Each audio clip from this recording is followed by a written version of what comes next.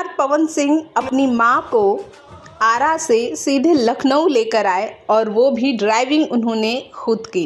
इसका वीडियो उनके भाई ऋतिक सिंह ने अपने सोशल मीडिया साइट्स पर डाला और देखते ही ये वीडियो वायरल हो गया। वैसे आपको बता दें, पवन सिंह जितने वायरल हैं सोशल मीडिया पर, उनकी मां के बारे में भी लोग उतना ही जानना चाहते हैं, उतना ही उनका वीडियो देखना चाहते हैं।